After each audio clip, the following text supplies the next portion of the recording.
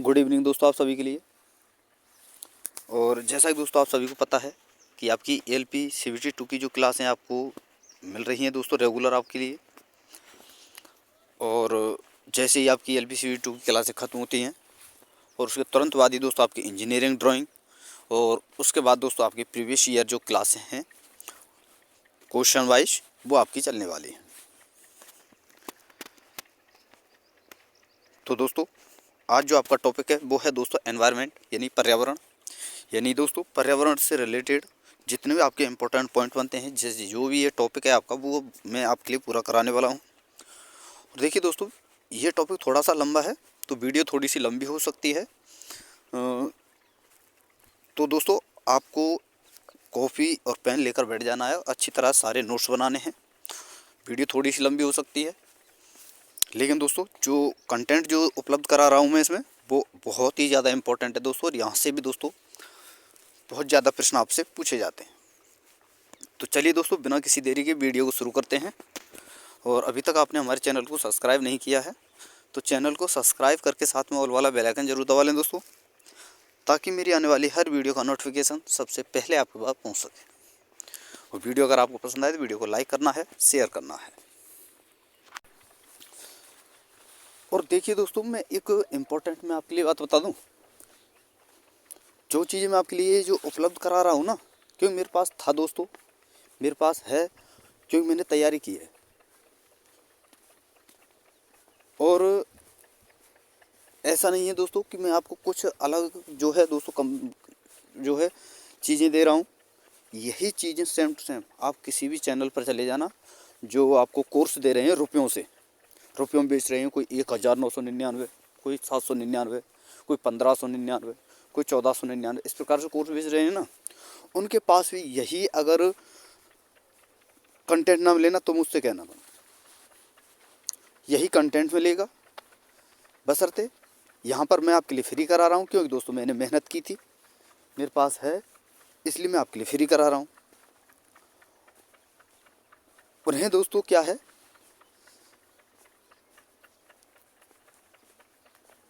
रुपयों से मतलब है, ठीक है ना।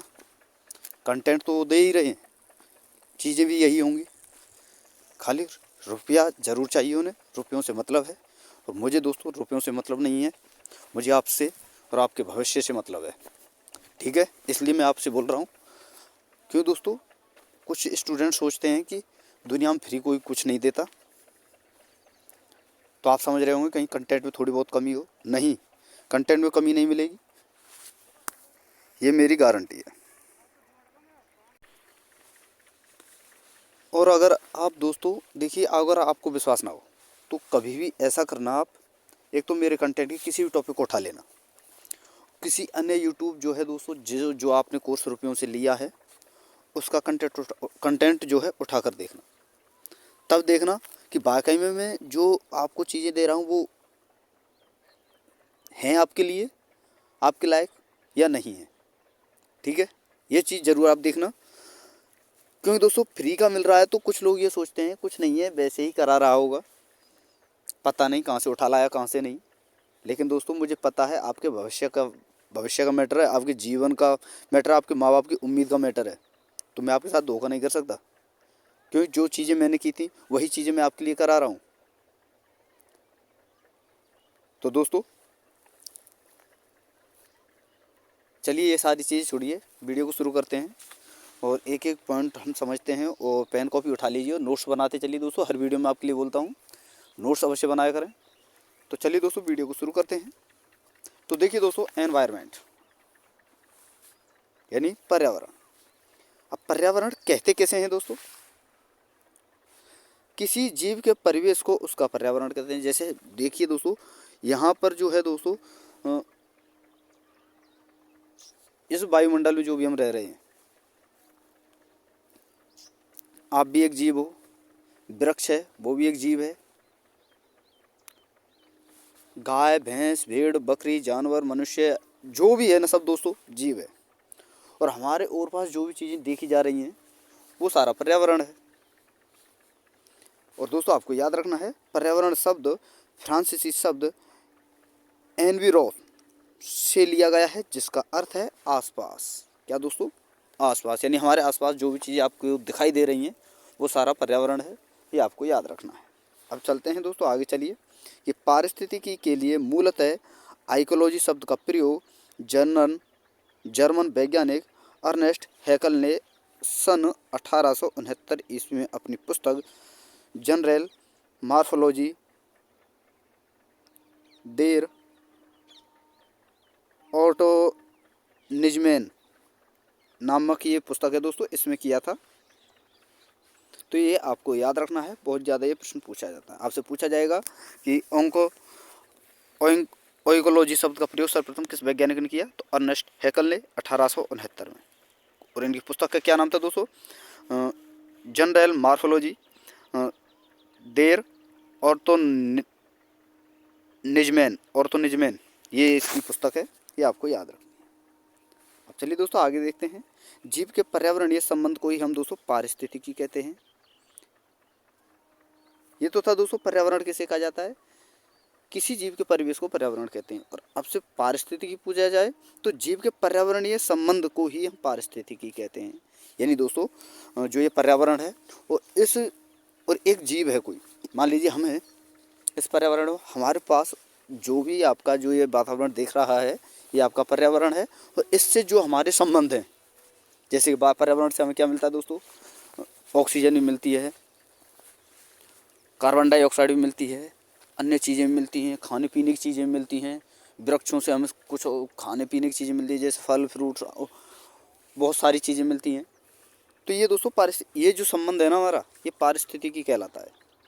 ठीक है, अब चलिए आगे देखते हैं। और एक एक पॉइंट को दोस्तों आपको समझना है, सारे पॉइंट इंपॉर्टेंट है। तो देखिए दोस्तों, पारिस्थितिकी आइकोलॉजी शब्द आइकोज यानी रहने का स्थान और लोगोज यानी दोस्तों अध्ययन से संबंधित है। यानी इन दोनों से ही दोस्तों आइकोलॉजी बना है। आइकोज यानी रहने का स्थान और लोगोज यानी दोस्तों अध्ययन, इन दोनों शब्दों से ही मिलकर दोस्तों आइकोलॉजी बना है। और पारिस्थितिकी का जनक दोस्तों कौन है? अलेक्जेंडर वॉन हम्बोल्ट, ये दोस्तों पारिस्थितिकी जनक हैं। और आधुनिक पारिस्थितिकी जनक पूछें तो यूजीन पी ओडम।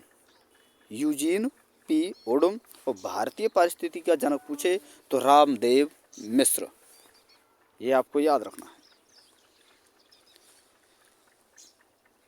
ये तो था दोस्तों हमारा पारिस्थितिकी।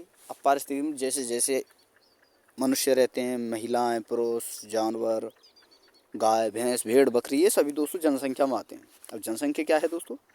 देखिए, पॉपुलेशन यानी जनसंख्या, एक ही प्रजाति के समूह के जीवों को हम दोस्तों जनसंख्या के रूप में जानते हैं। जैसे मनुष्यों की अलग प्रजाति हो गई,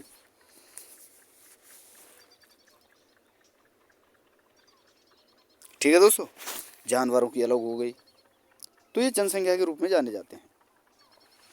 आगे बात करते हैं दोस्तों कम्युनिटी यानी समूह यानी दोस्तों समुदाय। ये क्या है दोस्तों?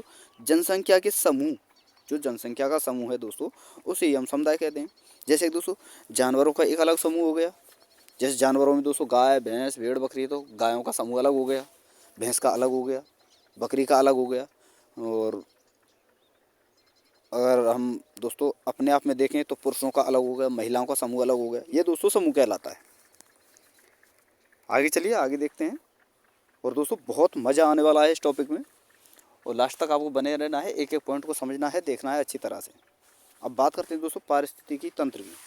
तो जनसंख्या का समूह प्लस अजीवित जो चीज़ें हैं, जैसे कि पानी, पत्थर, सूर्य का प्रकाश, ETC, इसे ही दोस्तों हम पारिस्थितिकी कहते हैं, पारिस्थितिकी तंत्र कहते हैं। यानी दोस्तों सजीव और निर्जीव से मिलकर जो चीज़ बनती है, सजीव और निर्जीव के जो दोस्तों एक प्रकार से मैं आपको बता दूं, सजीव और निर्जीव का जो संबंध है उसे ही हम दोस्तों एक प्रकार से हम जो है पारिस्थितिकी तंत्र कहते हैं। ये आपको याद रखना है। एक है दोस्तों बायोम यानी जैवमंडल। तो दोस्तों पारिस्थितिकी तंत्रों का जो समूह होता है दोस्तों उसे हम बायोम कहते हैं। ठीक है, अब इसे मैं आपको समझाऊं तो देखिए दोस्तों, जैसे कि सबसे सरल तरीका मैं बताऊं दोस्तों, पारिस्थितिक तंत्रों का समझ। क्यों दोस्तों? पारिस्थितिक तंत्र में जो है दोस्तों सजीव भी आता है, निर्जीव भी आता है। तो इनका जो समूह का मतलब मैं आपको बताऊं तो दोस्तों देखिए, मान लीजिए कोई वृक्ष है और उस वृक्ष पर दोस्तों कोई खाने की चीज़ है दोस्तों, सारी चीज़ छोड़ी, कोई खाने की चीज़ है और उसमें दोस्तों जो है फफूंद लग गई, तो उस पर उस जो फफूंद लगी है दोस्तों, वो एक क्या है, परजीवी है, जो इस निर्जीव वस्तु से अपना भोजन प्राप्त कर रहा है। तो ऐसे ऐसे थोड़ी थोड़ी करके पूरे, जब कोई ब्रेड है, कोई ब्रेड है मान लीजिए, किसी ब्रेड में अगर फफूंद लग गई तो धीरे धीरे धीरे धीरे धीरे धीरे क्या होता है दोस्तों, उस ब्रेड पर जो है एक प्रकार बहुत सारी फफूंद जमा हो जाती है, जिसे हम कवक कहते हैं दोस्तों। तो इस प्रकार जे से क्या होता है दोस्तों, उन सभी का जो समूह बनता है दोस्तों, उसको कहते हैं हम दोस्तों बायोम। नोट में आपको याद रखना है दोस्तों, पारिस्थितिकी यानी इकोसिस्टम शब्द 1935 में एजी टेंस लेने दिया था, बहुत ज़्यादा इम्पोर्टेंट दोस्तों पूछा जाता है। और ये प्रश्न दोस्तों 2000 जब आपका 18 का यानी 19 का दोस्तों एएलपी का एग्ज़ाम हुआ था 2018 का, तो उस एग्ज़ाम में दोस्तों एक तो जो आपकी तीसरे शुरुआत से बता रहा हूँ मैं, चौथी शिफ्ट हुई थी, दूसरे दिन की चौथी शिफ्ट हुई थी, सॉरी दोस्तों, मतलब दूसरे दिन की पहली शिफ्ट का मतलब, मेरा कहने का मतलब है दूसरे दिन की पहली शिफ्ट हुई थी, वहाँ पर ही पूछा गया था। और एक पूछा गया था दोस्तों 20 तारीख की 9वें महीने की 20 तारीख को, ये पूछा गया था प्रश्न, ये दोस्तों पूछा जा चुका है, इसलिए मैं आपके लिए बता रहा हूँ। अब चलिए दोस्तों आगे देखते हैं। जैसे पारिस्थितिकी तंत्र जो होता है दोस्तों, उसके प्रकार क्या हैं। पारिस्थितिकी तंत्र है, इसके प्रकार क्या कहते हैं, कितने प्रकार का होता है। तो दोस्तों ये दो प्रकार का होता है, एक तो जैविक घटक, एक अजैविक घटक। अब जैविक घटक में क्या आता है, जिसमें जीवन संभव है, सभी जीव जंतु, प्रोटिस्टा, कवक, विषाणु, पौधे, जानवर, ये दोस्तों सभी जैविक घटक के उदाहरण हैं। अजैविक घटक क्या है दोस्तों, जिनमें जीवन संभव नहीं है, जैसे सूर्य का प्रकाश, तापमान, वर्षा, मिट्टी, ये सभी दोस्तों अजैविक घटक में आते हैं। और दोस्तों मुझे उम्मीद है वीडियो में आपको मज़ा आ रहा होगा दोस्तों, वीडियो अच्छी लग रही होगी, क्योंकि दोस्तों जो चीज़ें मैं समझा रहा हूँ आपके लिए दोस्तों बहुत इंपॉर्टेंट है, और मुझे पता होगा, दोस्तों मुझे उम्मीद है आपको अच्छा समझ में आ रहा होगा। तो एक एक पॉइंट को आपको एंड तक समझना है, सारी चीज़ों नोट करते हुए चलना है दोस्तों। अब चलिए आगे देखते हैं। जैसे कि दोस्तों जैव मंडल, ये जो जैव मंडल है ना दोस्तों, यहाँ पर मैंने बताया था दोस्तों, आप पारिस्थितिकी तंत्र जो है आपका, उसके प्रकार जैविक और अजैविक। अब जैविक मंडल क्या है यानी जैव मंडल क्या है, वो हम इसमें समझेंगे कि पृथ्वी का वह हिस्सा जहाँ जीवन संभव है, उसे दोस्तों हम जैव मंडल कहते हैं। जैसे मैं आपको बता दूं दोस्तों, मान लीजिए ये कोई पृथ्वी है, ये आपका वायुमंडल है, ये आपका जैव मंडल है, सॉरी दोस्तों, सॉरी ये आपका दोस्तों वायुमंडल है, ये आपका स्थल मंडल है, और ये जल मंडल है आपका दोस्तों, ये जल मंडल है, ये वायुमंडल, ये स्थल मंडल। और इस तीनों से मिलकर जो आपके लिए रहने के लिए, हमारे रहने के लिए जो योग्य स्थान है, उसे हम दोस्तों जैव वायुमंडल कहते हैं, यानी जैव मंडल कहते हैं। जैसे कि ये वाला बीच वाला ये जो स्थान है, इसे कहते हैं दोस्तों जैव मंडल। और दोस्तों अच्छा था, आपको समझ में आ रहा होगा, दिक्कत कोई हो नहीं रही होगी, मुझे उम्मीद है। क्योंकि दोस्तों मैं ऐसा कोई तरीका नहीं ढूंढा मैंने कि कोई अलग तरीके समझाऊँ, जैसा मैंने समझा है वैसा ही मैं आपको समझा रहा हूँ। जितना सरल तरीके से समझाया जाए उससे सरल से सरल तरीका मैं आपके लिए समझाने का लेकर चल रहा हूँ। तो मुझे उम्मीद है आपको कोई दिक्कत नहीं आ रही होगी। आगे बात करेंगे जीवों का ताप पर आधारित वर्गीकरण दोस्तों, यानी जीवों को दोस्तों ताप के आधार पर यानी तापमान के आधार पर अलग अलग जो है कैटेगरियों में रखा गया, कितने प्रकार से बांटा गया, वो सारी चीज़ें हम आगे देखेंगे। तो चलिए दोस्तों देखते हैं जीवों का ताप आधारित वर्गीकरण। तो ये दो प्रकार के होते हैं दोस्तों, एक तो पृथुतापी, एक होते हैं दोस्तों तनुतापी। अब पृथुतापी किन्हें कहते हैं, ऐसे जीव जो विभिन्न तापमानों में जीवित रह सकते हैं, उन्हें कहते हैं दोस्तों पृथुतापी, जैसे आदमी, बाघ, बिल्ली, कुत्ता आदि। और तनुतापी, ऐसे जीव जो एक ही प्रकार के तापमान में जीवित रह सकें, उन्हें कहते हैं दोस्तों तनुतापी, जैसे कि पौधे, सरीसृप, पेंगुइन, अजगर, मगरमच्छ, भालू, ध्रुवीय भालू, नारियल का पेड़ जो होता है दोस्तों, तो ये होते हैं तनुतापी। अब अब दोस्तों आप ये मत सोचना कि यहाँ पर नारियल आ गया सो ये सर ये जीव नहीं है। जीव में क्या है दोस्तों, जो आपकी जितनी भी जीव सजीव चीज़ें हैं वो सारी आती हैं। और नारियल दोस्तों आपका जो पेड़ है ना आपका नारियल का, आपने ये तो आप सभी को पता ही होगा, जो वृक्ष है वो सजीव है ना कि निर्जीव। तो नारियल का पेड़ जो है दोस्तों ये भी आपका दोस्तों तनुतापी है। अब आगे बात करते हैं दोस्तों जीवों का प्रकाश आधारित वर्गीकरण, यानी प्रकाश के आधार पर क्या क्या वर्गीकरण किया गया है, कितने जो है दोस्तों प्रकार कितने भागों में से बांटा गया है वो हम देखने वाले हैं। तो चलिए देखते हैं।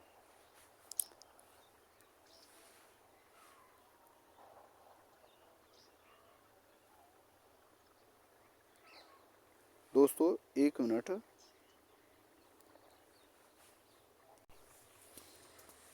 तो देखिए दोस्तों प्रकाश के आधार पर जो इनका वर्गीकरण किया गया है ये है दोस्तों दो प्रकार के, तो दिनचर, एक होते हैं दोस्तों निशाचर। दिनचर क्या है दोस्तों, जैसे कि आदमी यानी मनुष्य जो होता है ये दिनचर होता है, खरगोश, तितली, ये सभी। और निशाचर क्या है दोस्तों, जैसे कि चमगादड़, उल्लू, कॉकरोच, जो कि दिन में घूमते हैं, यानी दोस्तों दिन में दोस्तों रात में जो जीव हैं जो रात में घूमते हैं इधर उधर, उन्हें कहते हैं दोस्तों निशाचर। दिन में घूमने वाले जितने भी जीव हैं दोस्तों वो सभी दिनचर में आते हैं, तो ये आपको याद रखना है। अब चलिए दोस्तों देखिए, तापमान के आधार वर्गीकरण और प्रकाश के आधार वर्गीकरण, ये दोनों चीज़ें मैंने आपके लिए समझा दी हैं और अच्छा समझ में आया होगा। अब चलिए आगे देखते हैं। देखिए दोस्तों एक होता है दोस्तों आपका पेडोजेनेसिस। पेडोजेनेसिस क्या है दोस्तों, मृदा निर्माण की जो प्रक्रिया होती है ना दोस्तों, ये मिट्टी कैसे बनती है, किस प्रकार से बनती है, उसे कहते हैं दोस्तों पेडोजेनेसिस। और पेडोलॉजी, मिट्टी का अध्ययन यानी मृदा का अध्ययन जो किया है उसे दोस्तों पेडोलॉजी कहते हैं। तो देखिए दोस्तों वेदरिंग यानी चट्टानों का टूटना, ये क्या है, मृदा निर्माण में प्राकृतिक क्रियाओं द्वारा चट्टानों का टूटना, यानी मृदा का जब निर्माण होता है और उस निर्माण के समय जो चट्टानें होती हैं जो दोस्तों किसी प्रकार की हो, मिट्टी की हो चाहे पत्थर की हो, किसी प्रकार की चट्टानें जो टूटती हैं, वही दोस्तों वेदरिंग यानी चट्टानों का टूटना कहलाता है। वेदरिंग क्या होता है दोस्तों, चट्टानों का टूटना। ठीक है, अब बात करते हैं आगे दोस्तों तापमान की। तो देखिए दोस्तों उपापचयी क्रियाओं में तापमान की भूमिका। उपापचयी जो क्रियाएं होती हैं दोस्तों, मेटाबॉलिज्म जो होता है, उपापचयी जो क्रियाएं होती हैं, हर जीव में अलग अलग उपापचयी क्रिया होती है। तो देखिए दोस्तों उसी के आधार पर दोस्तों जो है तापमान की भूमिका क्या है। तो अक्रियशील जो जीव होते हैं उनमें दोस्तों 25 से 35 डिग्री सेंटीग्रेड जो है दोस्तों तापमान पर उपापचयी क्रिया होती हैं। और अतिक्रियाशील जो जीव होते हैं दोस्तों उनमें 25 से 35 डिग्री सेंटीग्रेड पर दोस्तों उपापचयी क्रियाएं जो हैं सक्रिय होती हैं। कैसे जीवों पर दोस्तों, अतिक्रियाशील जीवों पर। और बात करें दोस्तों अक्रियाशील जीवों पर, तो उनमें तो होता ही नहीं है दोस्तों, क्यों दोस्तों, वो क्रिया ही नहीं कर सकते, वो चल ही नहीं सकते, कुछ कर ही नहीं सकते, खा पी नहीं सकते। तो उनमें दोस्तों तापमान तो चाहे उनमें उपापचयी क्रिया हो या ना हो तो उनका होता है दोस्तों 0 डिग्री सेंटीग्रेड। और विकृतीकरण जो जीव होते हैं दोस्तों उनमें क्या होता है दोस्तों 60 से 70% डिग्री सेंटीग्रेड पर जो है दोस्तों उपापचयी क्रियाएं सक्रिय होती हैं। तो ये आपको याद रखना है। अब चलिए दोस्तों आगे देखते हैं एक एक करके। अब बात करते हैं दोस्तों वाटर यानी दोस्तों जल की। तो देखिए दोस्तों यह पृथ्वी का एकमात्र अकार्बनिक, दोस्तों जल जो है दोस्तों ये अकार्बनिक पदार्थ है, ये आपको याद रखना है। वहाँ आपसे क्वेश्चन पूछा जाता है कि जल किस प्रकार का पदार्थ है, तो कार्बनिक या अकार्बनिक। तो अकार्बनिक जो संसाधन या परिस्थिति का आवास का कार्य करता है। तो जल क्या है दोस्तों, एक प्रकार का अकार्बनिक पदार्थ है जो संसाधन या फिर दोस्तों पारिस्थितिकी या फिर दोस्तों का आवास का कार्य करता है। संसाधन के रूप में देखें तो दोस्तों मनुष्य जितने भी हैं उन सभी के लिए दोस्तों संसाधन के रूप में प्रयोग किया जाता है। पारिस्थितिकी में दोस्तों सारी चीज़ें आ ही जाती हैं दोस्तों, पेड़ पौधे, जल, वायु, सारी चीज़ें। अब आवास की बात करें तो आवास के रूप में कार्य किन जीवों के लिए करता है दोस्तों ये, जैसे मछली हुआ, मेंढक हुआ, कछुआ हुआ, अन्य जो जलीय जीव हैं उन सभी के लिए दोस्तों ये आवास का कार्य करता है। अब दोस्तों चलिए इसी प्रकार आगे हम इसका जो है देखिए, अगर इसे बांटा जाए तो ये दो भागों में जो है विभाजित किया गया है दोस्तों। एक तो होता है पृथु लवड़ी जल और एक होता है दोस्तों तनु लवड़ी जल। अब पृथु लवड़ी जल किसे कहते हैं दोस्तों, लवड़ीय जल में पाए जाते हैं यानी दोस्तों पृथु लवणीय जीव जो होते हैं ना, ये दोस्तों लवणीय जल में पाए जाते हैं। इसे ही दोस्तों पृथु लवणीय जल कहते हैं। ठीक है। और लवण सांद्रता प्रति 1000 भाग % में उपस्थित लवणता के रूप में मापी जाती है। ये आपको याद रखना है।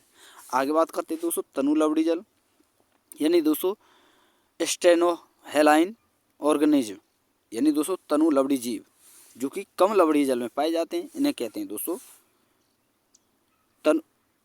जो कम जल में जो जीव पाए जाते हैं, जो जीव जो दोस्तों कम लवणीय जल में रहने योग्य होते हैं, उस जल को कहते हैं दोस्तों तनु लवणीय जल। ठीक है। ये सारी चीज़ें आपको याद रखनी है। आगे चलते हैं दोस्तों, देखते हैं। और टॉपिक बहुत लंबा होने वाला है आपको, तो आपको याद रखना है दोस्तों। ये मैं आपके लिए बता ही चुका हूँ। आगे बात करते हैं दोस्तों हाइड्रोफाइट, यानी दोस्तों जलोद्भिद। ये क्या होता है? तो देखिए दोस्तों, जलीय पादपों को ही दोस्तों हाइड्रोफाइट यानी दोस्तों जलोद्भिद कहा जाता है। ऐसे पादप जो जल में हमेशा रहते हैं उन्हें दोस्तों हाइड्रोफाइट कहते हैं। जल में जीवित रहने के लिए इनमें हवा के भंडारण के लिए दोस्तों छिद्र यानी दोस्तों एरेनकाइमा, जिसके द्वारा हवा जाती है भीतर वृक्षों में, वो होते हैं। और इसके उदाहरण क्या हैं दोस्तों? हाइड्रिला, वॉल्फिया, लेमना, एल्गी जो होता है दोस्तों काई, जैसे आपने देखा होगा दोस्तों पानी पर जो काई होती है दोस्तों, वो भी एक पादप का ही रूप है। लिली, लोटस, एकॉर्निया, ये दोस्तों हाइड्रोफाइट जो पौधे हैं, पादप हैं, उनके एग्जाम्पल हैं। ये आपको याद रखने हैं। अब चलिए दोस्तों आगे देखते हैं। मीजोफाइट यानी दोस्तों समोद्भिद, वे स्थलीय पादप जो ना तो शुष्क और ना ही दोस्तों आर्द्र पर्यावरण में अनुकूल होते हैं, उन्हें कहते हैं दोस्तों मीजोफाइट यानी दोस्तों समोद्भिद। आगे होते हैं दोस्तों जीरोफाइट यानी मरुद्भिद, शुष्क पर्यावरणीय पादप जीरोफाइट या दोस्तों जीरोफाइट या जेरोफाइट्स पादप कहलाते हैं। कौन से दोस्तों? मरुस्थलीय पादप जो होते हैं। अब बात करते हैं दोस्तों हेलोफाइट यानी दोस्तों लवणोद्भिद, वे पादप जो मृदा या उच्च लवणीय वाले जल में विकसित होते हैं, उन्हें दोस्तों जो है हेलोफाइट या लवणोद्भिद पादप कहते हैं। ये पादप दोस्तों मैंग्रोव, अनूप, दलदल, समुद्र के किनारे, लवणीय अर्ध मरुस्थलों में पनपते हैं, यानी वहाँ पर ये उत्पन्न होते हैं, पैदा होते हैं। ठीक है दोस्तों, एक एक पॉइंट जो है मैं आपके लिए समझाते चल रहा हूँ, नोट करते चलिए दोस्तों, बहुत इंपॉर्टेंट है।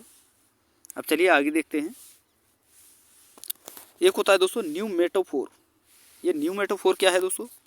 ये एक प्रकार की जड़ें हैं जो ऐसे पादपों में पाई जाती हैं जिनकी जड़ें जल में डूबी रहती हैं तथा श्वसन के लिए पर्याप्त मात्रा में ऑक्सीजन नहीं मिल पाती है। और इनकी जड़ों में हवाई जड़, इनकी जड़ें जो होती हैं दोस्तों, इनको हवाई जड़ के नाम से जाना जाता है। तो न्यूमेटाफोर आपके लिए अच्छे से समझ में आ गया होगा। अब आगे चलते हैं। देखिए दोस्तों, एक होता है कैट्राडोमस यानी समुद्राभिगामी जो प्रजातियां होती हैं, उनके लिए दोस्तों कैट्राडोमस जो है शब्द प्रयोग किया जाता है। ये कैसी प्रजातियां हैं दोस्तों? ऐसी प्रजातियां जो समुद्री जल में पैदा होती हैं। कैसे जल में दोस्तों? समुद्री जल में। उन्हें दोस्तों समुद्र भिगामी जो है दोस्तों प्रजातियां कहते हैं या कैट्राडोमस प्रजातियां कहते हैं। अधिकांश जीवन ताजे पानी में व्यतीत करती हैं। किस प्रकार से पानी में दोस्तों? ताजे पानी में, तथा अंडे देने के लिए समुद्री जल पर लौट आती हैं। जैसे कि दोस्तों इसका एग्जाम्पल आपको याद रखना है प्लेनेरिया, जो कि दोस्तों बहुत ज़्यादा पूछा जाता है। और दोस्तों आपको याद रखना है प्लेनेरिया के बारे में, ये दोस्तों पुनर्जनन की क्षमता इसमें पाई जाती है। किसमें दोस्तों? प्लेनेरिया में। आगे बात करते हैं दोस्तों, चलिए। एक होता है दोस्तों आपका एनाड्रोमस यानी समुद्रापगामी प्रजातियां, यानी एनाड्रोमस समुद्रापगामी प्रजातियां। अब दोस्तों ये किस प्रकार की प्रजातियां हैं? ऐसी प्रजातियां जो ताजे पानी में पैदा होती हैं और अधिकांश जीवन दोस्तों समुद्री जल में व्यतीत करती हैं तथा अंडे देने के लिए ताजे पानी पर लौट आती हैं, उन्हें कहते हैं दोस्तों एनाड्रोमस। इसमें क्या है आपको, जैसे कि दोस्तों आपकी मछलियाँ जो होती हैं, ताजे पानी की मछली जो मीठे पानी की होती हैं, वो जितनी मछलियाँ हैं जो ताजे पानी में पाई जाती हैं, वो जितनी आपके ताजे पानी में पाई जाने वाली जीव हैं, वो सारे इसी में आते हैं। आगे बात करते हैं दोस्तों, चलिए। प्रकाश अब बात करने वाले यहाँ से आगे दोस्तों प्रकाश के बारे में। प्रकाश क्या होता है दोस्तों, ये भी हमारा जो है पारिस्थितिक तंत्र का एक हिस्सा है। तो देखिए दोस्तों, प्रकाश संश्लेषण लगभग दोस्तों 30 डिग्री सेंटीग्रेड से 35 डिग्री सेंटीग्रेड पर अधिकतम होता है। क्या दोस्तों, प्रकाश संश्लेषण, तथा तापमान में 10 डिग्री की वृद्धि होने पर इसकी दर में 2 गुनी वृद्धि हो जाती है। ठीक है दोस्तों, और ये पॉइंट जो आपको याद रखना है दोस्तों, ये पूछा जाता है। आगे बात करते हैं दोस्तों फोटोप्लाज्म जीव, फोटोब्लास्टिक बीज। ऐसे बीज जो प्रकाश के लिए उनके अंकुरण के लिए जो प्रकाश की आवश्यकता होती है उसे कहते हैं दोस्तों फोटोप्लास्टिक बीज। ऐसे बीज जो अंकुरण के लिए प्रकाश के प्रति संवेदनशील होते हैं वो फोटोप्लास्टिक बीज कहलाते हैं। और फोटोनास्टिक पादपों के पुष्पों का प्रकाश व अंधकार के प्रतिक्रिया स्वरूप को खुलते या बंद होने की जो क्रिया होती है उसे दोस्तों हम कहते हैं फोटोनास्टिक। जैसे दोस्तों आपने बता दूं मैं आपको कि रात के समय कुछ पौधे होते हैं, जैसे जितने पौधे होते हैं ना दोस्तों, ये सभी रात के समय इनका क्या है दोस्तों, जो रंध्र होते हैं वो बंद हो जाते हैं और दिन के समय खुलते हैं। तो यही दोस्तों फोटोनास्टिक कहलाता है। लेकिन दोस्तों इसका एक एग्जाम्पल आपको याद रखना है, जो मरुस्थल में जो पौधे पाए जाते हैं, जैसे कैक्टस पाया जाता है। कैक्टस आपको याद रखना है, जो कि मोटी चमड़ी वाला होता है दोस्तों, मोटा पत्ती के रूप में होता है एक प्रकार से, और उस पर छोटे छोटे कांटे बने हुए होते हैं। वो पौधे क्या करते हैं, वो जो पत्ता है ना वो दोस्तों, एक तो आपको याद रखना है जो पत्ता है वो पत्तियाँ जो होती हैं ना कैक्टस की, वो दोस्तों पत्तियाँ नहीं हैं, वो दोस्तों उनका एक प्रकार से मैं आपको बता दूँ तना है, और जो उस पर कांटे पाए जाते हैं छोटे छोटे वो उसकी दोस्तों पत्तियाँ हैं। और दोस्तों आपको बता दूं जितने भी दोस्तों जीरोफाइट जो पादप होते हैं, यानी दोस्तों मरुस्थलीय पादप होते हैं, उन सभी में दोस्तों जो रंध्र हैं वो रात के समय खुलते हैं और दिन के समय बंद होते हैं। और फोटोनास्टिक के एग्जाम्पल आपको याद रखने हैं दोस्तों। एक सबसे इम्पोर्टेंट जो बहुत ज़्यादा पूछा जाता है ऑक्जेलिस परपुरिया, बहुत ज़्यादा पूछा जाता है दोस्तों, याद रखना है ऑक्जेलिस परपुरिया। अगला है दोस्तों निक्टिनास्टी, यानी दोस्तों अंधकार के प्रतिक्रिया स्वरूप पत्तों का मुड़ जाना, ये होता है दोस्तों निक्टिनास्टी।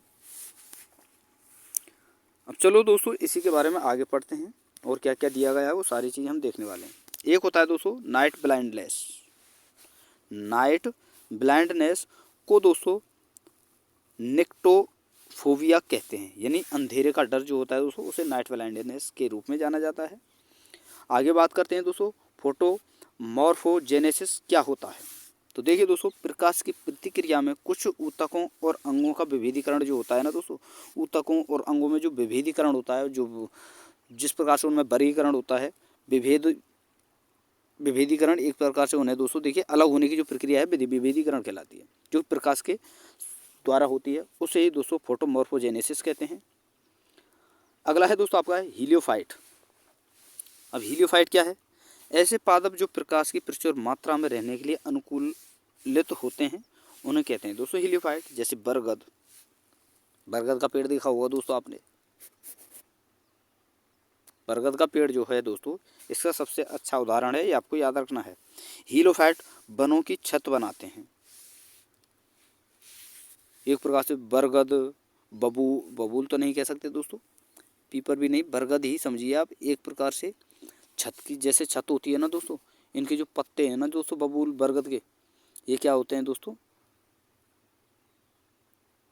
इस प्रकार से होते हैं दोस्तों। ये तो इनका जो है मोटा होता है थोड़ा सा, ये तो ये थोड़े से मोटे होते हैं, और ऊपर से क्या होता है दोस्तों छत के रूप में इस प्रकार से छा जाते हैं दोस्तों, पत्ते के ऊपर पत्ता, पत्ते के ऊपर पत्ता, जैसे ही दोस्तों एक प्रकार छत बन गई हो। ठीक है दोस्तों, अब आगे चलते हैं, आगे देखते हैं, ये मैंने आपके लिए बता ही दिया। अब आगे चलते हैं तो दोस्तों ये है आपको सीलियोफिलस, यानी दोस्तों छाया सागी।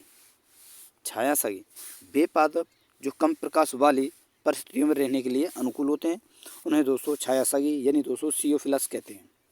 जितने भी औषधीय पादप होते हैं दोस्तों ये सभी दोस्तों जो है सीओफिलस कहलाते हैं, यानी कम प्रकाश में भी दोस्तों रह सकते हैं। ठीक है। और दोस्तों नोट में आपको याद रखना है, छाया रागी जो पादप होते हैं वन का अवस्तर या अंडर स्टोरी बनाते हैं। तो ये आपको याद रखना है। और दोस्तों मुझे उम्मीद है एक एक चीज़ आपके लिए अच्छी समझ में आ रही होगी। एक एक पॉइंट को नोट करते चलिए दोस्तों, बहुत इंपॉर्टेंट टॉपिक है दोस्तों। अब आगे चलते हैं, आगे पढ़ने वाले हैं दोस्तों हम प्रमुख जैविक घटक सॉरी दोस्तों, प्रमुख जैविक घटक। जैविक घटक कितने प्रकार के होते हैं दोस्तों? इन्हें भी 3 भागों में बांटा गया है।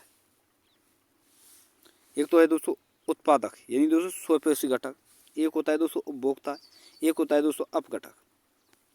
अब बात करेंगे सबसे पहले दोस्तों उत्पादक के बारे में, यानी स्वयंपोषी घटक के बारे में। तो इसके अंतर्गत हरे पादप, कुछ जीवाणु तथा शैवाल आते हैं जो सूर्य के प्रकाश की उपस्थिति में सरल अजैविक तत्वों में से अपना जो है दोस्तों भोजन बनाते हैं। नोट आपको याद रखना है दोस्तों, स्थलीय परिस्थिति तंत्र में पेड़ पौधे तथा जलीय परितंत्र में पादप लवक यानी दोस्तों फाइटोप्लैंक्टस प्लैंक्टन जो जीव होते हैं वे इसके उत्पादक होते हैं। तो ये आपको याद रखना है कि स्थलीय परिस्थिति तंत्र में दोस्तों किस प्रकार के पेड़ पौधे आते हैं, और जलीय में आपके दोस्तों पादप लवक आते हैं, जिन्हें दोस्तों फाइटोप्लैंक्टन कहते हैं। अब चलिए दोस्तों आगे देखते हैं उपभोक्ता। तो देखिए दोस्तों उपभोक्ता के बारे में पढ़ें तो ये 3 प्रकार के होते हैं, जैसे कि प्राथमिक उपभोक्ता, द्वितीय उपभोक्ता, तृतीय उपभोक्ता। इन्हें 3 भागों में बांटा गया है। तो एक एक करके हम वो सारे देखने वाले हैं। तो चलिए दोस्तों देखते हैं हम प्राथमिक उपभोक्ता। वे जीव जो भोजन के लिए पौधों पर निर्भर रहते हैं उन्हें दोस्तों प्राथमिक उपभोक्ता कहते हैं, जैसे गाय, बकरी, खरगोश, हाथी, हिरण आदि, ये शाकाहारी होते हैं।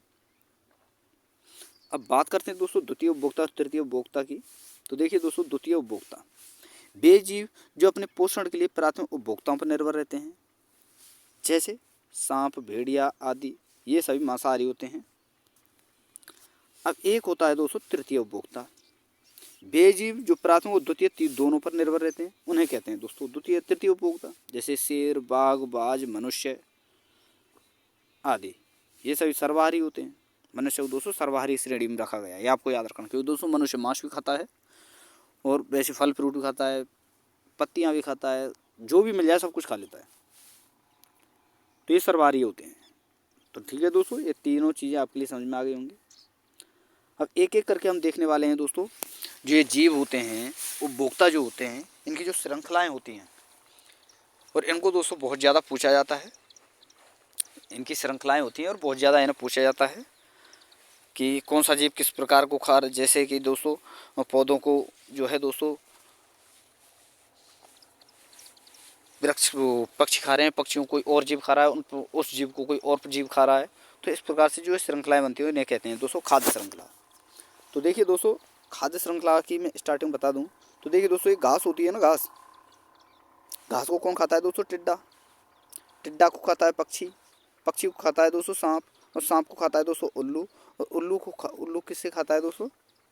सांप को खाता है उल्लू, और उल्लू को दोस्तों छतरी। तो दोस्तों ये खाद्य श्रृंखला, ये दोस्तों इस प्रकार का जो क्रम होता है ना, ये आपकी खाद्य श्रृंखला कहलाती है। जैसे कॉपपोर्ट्स, आर्टिकॉड, रिंगर सील, भालू, एल्गी, डाइटम्स, ये सभी दोस्तों जो हैं एक प्रकार की खाद्य श्रृंखला बनाते हैं। ये आपको याद रखना है, ये चक्र जो है दोस्तों पूछा जाता है। तो इस प्रकार से ये चक्र आपको याद रखना है। इस प्रकार दोस्तों एक खाद्य श्रृंखला का होता है, एक पारिस्थितिकी तंत्र का होता है, कई सारे चक्र हैं, उन्हें भी हम आगे पढ़ने वाले हैं ब्राह्मणों के रूप में। तो चलिए दोस्तों आगे देखते हैं। एक होता है दोस्तों खाद्य श्रृंखला, मैंने आपके लिए बता दिया। एक होता है दोस्तों खाद्य जाल। देखिए दोस्तों खाद्य श्रृंखला तो होता है दोस्तों क्रमवार सारी चीज़ें चलती हैं। अब खाद्य जाल में क्या होता है दोस्तों, घास को दोस्तों चूहा भी खाता है, घास को दोस्तों टिड्डा भी खाता है, चूहा को दोस्तों उल्लू भी खाता है, लोमड़ी भी खाती है। अब घास को यहाँ पर दोस्तों खरगोश भी खा रहा है, खरगोश दोस्तों बाज, लोमड़ी। अब ये क्या है दोस्तों, एक प्रकार का जाल है। और टिड्डे को दोस्तों मेंढक खा रहा है, मेंढक को दोस्तों उल्लू खा रहा है, चूहा को भी उल्लू खा रहा है, यहाँ पर मेंढक को दोस्तों सांप खा रहा है, चिड़िया को दोस्तों सांप खा रहा है, चिड़िया दोस्तों टिड्डा खा रही है, सांप को दोस्तों बाज खा रहा है। तो इस प्रकार से एक प्रकार जाल होता है, पर कोई किसी को खाता है, कोई किसी को खाता है, ये जाल है एक प्रकार से। तो ये होता है दोस्तों खाद्य जाल। इसी प्रकार से दोस्तों आपके पिरामिड होते हैं। तो चलिए दोस्तों प्राणों को पहले देखें, पिरामिडों को तो हम बाद में देखें, पहले इन सारी चीज़ों को देख लेते हैं एक एक करके। तो देखिए दोस्तों, जैविक घटक, अपघटक या मृत जीवी। अपघटकों में कवक, बैक्टीरिया और अकशेरुकी कृमि और कीड़े आदि शामिल होते हैं। किनमें दोस्तों? अपघटकों में, जो कि जैविक घटक का ही एक हिस्सा है, वो पार्ट है दोस्तों। आगे बात करें दोस्तों पारिस्थितिकी तंत्र से संबंधित नियम, जो कि बहुत इंपॉर्टेंट है दोस्तों, और आपको याद रखें ये 2-3 नियम हैं। फर्स्ट नियम है दोस्तों, यह एक रूपवाद के सिद्धांत पर कार्य करता है। भौतिक व जैविक प्रक्रम आज भी वही है जो अतीत में थे और भविष्य में भी रहेंगे। अंतर केवल परिमाण, तीव्रता और आवृत्ति का होगा। यानी दोस्तों एक रूपवाद तो पहले भी था और अब भी है और रहेगा, लेकिन थोड़ा सा अंतर होगा दोस्तों। क्या? वो मैं आपको बताऊं। तो देखिए दोस्तों, मान लीजिए आज कुछ मनुष्य इस प्रकार का है, मनुष्य पर हम अपने आप पर ही डाल लेते हैं कि आज के समय में मनुष्य कुछ इस प्रकार का है दोस्तों। कोई कुछ खाता है, कोई कुछ खाता है, कोई कुछ खाता है। नहीं, यानी दोस्तों हर इंसान की एक चॉइस, यानी एक भोजन नहीं है, एक प्रकार का भोजन नहीं है, एक चॉइस नहीं है, तो सारी चीज़ें अलग अलग हैं। आया समझ में? तो इसी प्रकार से क्या होता है दोस्तों, जो आपका आने वाला जो समय है उसमें थोड़ा बहुत बदलाव हो सकता है। क्या पता सारे जो जीव हैं दोस्तों, सारे जो मनुष्य हैं एक ही प्रकार की चीज़ें खाएं, हर इंसान को उस चीज़ की आदत लग जाए। उसे कहते हैं दोस्तों आने वाले समय में जो परिमाण होगा, वो तीव्रता होगी, वो गति होगी, वो सारी चीज़ें अलग हो सकती हैं। अब चलिए दोस्तों आगे देखते हैं। पारिस्थितिकी तंत्र की उत्पादकता, यानी पारिस्थितिक तंत्र की जो उत्पादकता है वो किस पर निर्भर करती है? अजैविक घटकों पर निर्भर करती है, अथवा परितंत्र वर्षा की मात्रा, मृदा की उर्वरता, जलवायु तथा रासायनिक कारक पोषक तत्वों की उपलब्धता को प्रभावित करते हैं। यह है दोस्तों आपका परितंत्र की उत्पादकता। आगे पढ़ते हैं, एक तीसरा है दोस्तों बढ़ते पोषक स्तरों में 10% का स्थानांतरण नियम। ये दोस्तों बहुत इंपॉर्टेंट है और हर एग्जाम में दोस्तों पूछा जाता है। तो देखिए दोस्तों इसे मैं आपको समझाऊं तो जैसे जैसे पोषक जैसे जैसे आपका श्रृंखला जो है दोस्तों आगे मैं बताने वाला हूँ, ये भी कि बढ़ते पोषक स्तरों में 10% का स्थानांतरण। मान लीजिए दोस्तों एक वृक्ष है, इसने सूर्य से ऊर्जा ली 100%। अब इसका 10% जो है दोस्तों ये आगे ट्रांसफ़र करेगा। नहीं दोस्तों मैं आपको बता दूं, मान लीजिए एक वृक्ष है, उसने सूर्य से 100% ऊर्जा ली, तो इसका उसने दोस्तों 10% 90% यूज किया और 10% आगे की ओर भेज दिया। वृक्ष ने किसके लिए? अन्य जीवों के लिए। अब वो जीव क्या करेगा दोस्तों, वो वृक्ष से जो लिया है उसने, फिर उसका 10%, फिर उसका 10%, इस प्रकार से दोस्तों एक क्रम चलता जाता है। तो ये होता है दोस्तों 10% का स्थानांतरण नियम। यानी दोस्तों प्रगामी 6 यानी श्वसन द्वारा ऊर्जा का अपेक्षित ह्रास यानी दोस्तों हानि जिसे हम कहते हैं, लागू होता है यह नियम इसी पर। और अर्थात यानी दोस्तों प्रगामी 6 या श्वास द्वारा ऊर्जा का अपेक्षित ह्रास जो है, यानी ये जो 10% का स्थानांतरण नियम जो है लागू होता है दोस्तों बढ़ते पोषक स्तरों में। अर्थात प्रत्येक पोषण स्तर के जीवों को अपने पिछले स्तर के जीवों से 10% की ऊर्जा प्राप्त होती है। और यह नियम दोस्तों लिनमैन ने दिया था। किसने दोस्तों? लिनमैन ने। ये नियम किसने दिया था दोस्तों? लिनमैन के नाम के वैज्ञानिक थे, उन्होंने ये दिया था। पौधे सौर ऊर्जा उपयोग में लेते हैं, ये आपको पता ही है दोस्तों, प्रकाश से ही ऊर्जा प्राप्त करते हैं, उससे ही दोस्तों प्रकाश संश्लेषण के द्वारा ये भोजन बनाते हैं। कितना दोस्तों? 10%। अब चलिए दोस्तों आगे देखते हैं, तीनों नियम मैंने आपके लिए बता दिए। चौथा नियम है दोस्तों ये रहा आपका, पारिस्थितिकी तंत्र में ऊर्जा निवेश सूर्य से प्राप्त होता है। पारिस्थितिकी तंत्र में ऊर्जा जो निवेश होता है दोस्तों सूर्य से प्राप्त होता है, और ऊर्जा विभिन्न पोषण स्तरों से प्रभावित होती है। पांचवा है दोस्तों ऊर्जा का प्रवाह सदैव एक दिशीय होता है। अंततः ऊर्जा ऊष्मा निष्कासन द्वारा शून्य में चली जाती है। तो ये कुछ पॉइंट्स थे, इंपॉर्टेंट जो नियम थे, जिनके आधार पर दोस्तों पारिस्थितिक तंत्र को समझा जा सकता था। अब आगे बात करते हैं तो जैव संचयन की। अब जैव संचयन है क्या दोस्तों? तो देखिए दोस्तों, अनिम्नीकृत प्रदूषक, अनिम्नीकृत छोटे छोटे सूक्ष्म जीव जो होते हैं, जो प्रदूषक होते हैं, जब पारिस्थितिक तंत्र के भीतर विभिन्न पोषण स्तरों से गुजरते हैं तो इसे दोस्तों जैव संचयन कहते हैं। ये आपको याद रखना है। इसी के बारे में हम आगे समझने वाले हैं। तो देखिए दोस्तों, ये है आपका जैव आवर्धन। अब जैव आवर्धन क्या है दोस्तों? जब प्रदूषकों का एक से दूसरे पोषण स्तर में जाने पर सांद्रण बढ़ता है तो उसे दोस्तों जैव आवर्धन कहते हैं। आया समझ में? इसी प्रकार से होता है दोस्तों पिरामिड। तो पिरामिड सबसे इम्पोर्टेंट जो है दोस्तों पॉइंट है आपका, और इसे आपको बड़े हिसाब से दोस्तों समझना है। तो देखिए दोस्तों, जब खाद्य श्रृंखला में क्रमिक पोषण स्तरों में प्रजाति संख्या, सकल बायोमास और ऊर्जा प्राप्त का अपघटन पिरामिड आकार में हो तो उसे दोस्तों पारिस्थितिकी पिरामिड कहते हैं। और ये 3 प्रकार का होता है आपका, एक तो संख्यात्मक पिरामिड, एक बायोमास पिरामिड, एक ऊर्जा पिरामिड। तो ये तीनों पिरामिडों को हम आगे देखने वाले हैं। तो चलिए दोस्तों देखते हैं। एक ये है दोस्तों आपका संख्या पिरामिड, यानी जैसे कि दोस्तों ये घास का कोई मैदान है। तो देखिए दोस्तों, सबसे पहले क्या होते हैं दोस्तों? उत्पादक होते हैं। जैसे घास जो होती है ना दोस्तों, घास, उसे हम उत्पादक के रूप में समझ सकते हैं। फिर होते हैं दोस्तों शाकाहारी, फिर होते हैं दोस्तों प्राथमिक मांसाहारी, द्वितीय मांसाहारी और फिर तृतीय शीर्ष मांसाहारी। तो यहाँ पर दोस्तों पादपों को हम दोस्तों देखिए, और दोस्तों जैसे जैसे हम आगे की ओर बढ़ते जाते हैं तो क्या होता है दोस्तों, इनकी संख्या कम होती चली जाती है। तो ये आपको याद रखना है। तो उत्पादक में हम पादपों को रखते हैं दोस्तों, और शाकाहारी में हम दोस्तों टिड्डे को रखते हैं, और प्राथमिक मांसाहारी में दोस्तों चूहे को, और द्वितीय मांसाहारी में दोस्तों सांप को, तृतीय मांसाहारी में दोस्तों मोर को रखा जाता है। और यहाँ पर आप देख भी सकते हैं दोस्तों, सारी चीज़ें बड़ी अच्छी तरीके से मैंने बनाई थी। जब मैंने नोट्स बनाए थे, मैंने भी तैयारी की थी, और हर बार मैं आपके लिए बता चुका हूँ दोस्तों, कई बार मैंने भी तैयारी की थी। जो चीज़ें मैंने पढ़ी हैं वही चीज़ें मैं आपके लिए पढ़ा रहा हूँ। वहाँ तो दोस्तों क्या था,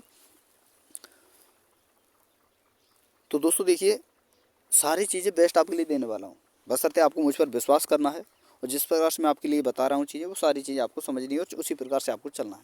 और दोस्तों रिवाइज अवश्य किया करो। अब चलते हैं दोस्तों तालाब में। इसी प्रकार से दोस्तों तालाब में इनका होता है, जैसे उत्पादक, शाकाहारी, प्राथमिक मांसाहारी, द्वितीय मांसाहारी, तृतीय शीर्ष मांसाहारी। तो ये किस प्रकार से होते हैं दोस्तों? सबसे पहले होते हैं दोस्तों शैवाल। शैवालों को दोस्तों उत्पादक कह सकते हैं। शैवालों को खाते हैं दोस्तों कीड़े, तो इन्हें शाकाहारी कह सकते हैं। सॉरी दोस्तों।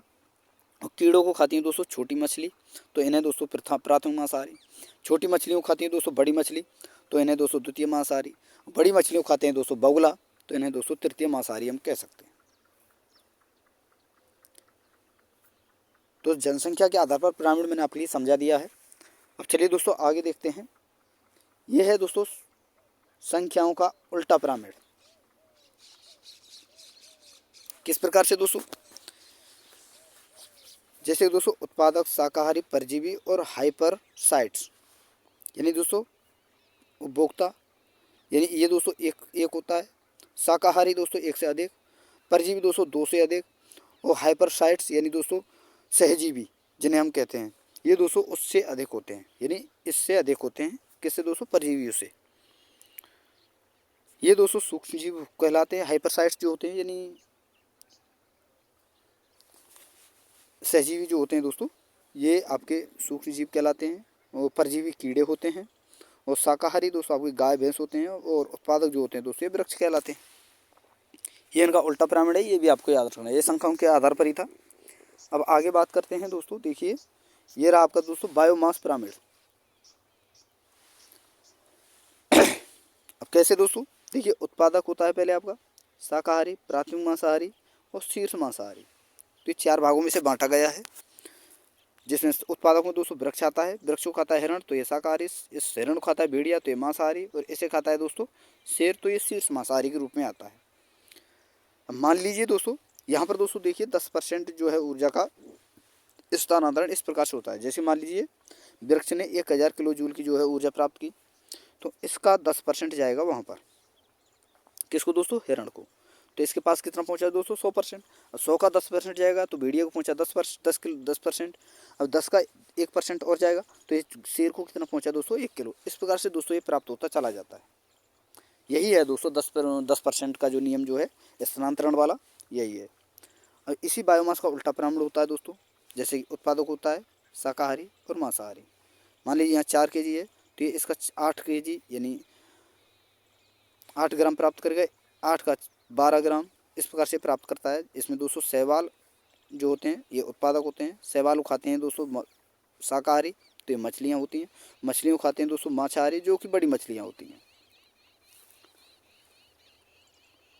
तो ये भी आपको अच्छा समझ में आएगा दोस्तों। और अगर आपको समझ में ना आए या फिर जो स्टूडेंट पहली बार जो है दोस्तों तैयारी कर रहे हैं उनको थोड़ा बहुत दिक्कत हो सकती है दोस्तों इन सारे टॉपिकों में। और हालांकि मैंने प्लेलिस्ट बना हुई है, अभी तक आपने दोस्तों वो वीडियो नहीं देखी है तो आप शुरू से उन्हें देख सकते हो, नोट्स बना सकते हैं, ठीक है। और दोस्तों हर नोट्स को आपको रिवाइज करना है, जैसे जैसे आप नोट्स बनाते जाएँ तो रिवाइज ज़रूर करना है। अब चलिए दोस्तों आगे देखते हैं। ऊर्जा पिरामिड यानी 10% का स्थानांतरण मैंने बताया था ना दोस्तों, वही वाला। यह हमेशा सीधा होता है, ये कभी भी उल्टा नहीं होता। मान लीजिए ये 100% है, यहाँ सूर्य से ऊर्जा मिली दोस्तों उत्पादक को, इसको मिली दोस्तों कितनी है 100%। 100% का 10% ऊपर जाएगा तो 10% का और ऊपर के जो जीव हैं उनको जाएगा तो उनको पहुँचेगा 1%, और 1% का ऊपर के अन्य जीवों को जाएगा तो वो पहुँचेगा दोस्तों 0.1%। ये होता है दोस्तों ऊर्जा का स्थानांतरण। ऊर्जा का ह्रास ऊष्मा के रूप में होता है दोस्तों। जैसे दोस्तों यहाँ 100% थी, यहाँ से घटकर ये 10%, 10 से घटकर 1%, 1 से घटकर दोस्तों 0.1%, तो ये ह्रास ही तो है, हानि ही तो है। तो दोस्तों इस प्रकार से पिरामिड होते हैं। तो देखिए दोस्तों पर्यावरण के टॉपिक में जितने भी इम्पोर्टेंट फैक्ट बनते थे वो सारे के सारे पॉइंट मैंने आपके लिए समझा दिए हैं। एक एक पॉइंट मैंने आपके लिए समझाया है। तो वीडियो अगर आपको पसंद आई तो वीडियो को लाइक कर दें दोस्तों, शेयर कर दें। और अभी तक आपने चैनल को सब्सक्राइब नहीं किया है तो प्लीज़ आपसे रिक्वेस्ट है कि चैनल को सब्सक्राइब करके साथ में ऑल वाला बेल आइकन जरूर दबा लें, ताकि दोस्तों मेरी आने वाली हर वीडियो का नोटिफिकेशन सबसे पहले दोस्तों आपके पास पहुँच सके। वो वीडियो को लाइक करें दोस्तों, शेयर करें। तो थैंक यू दोस्तों, धन्यवाद। फिर मिलते हैं एक नई वीडियो के साथ।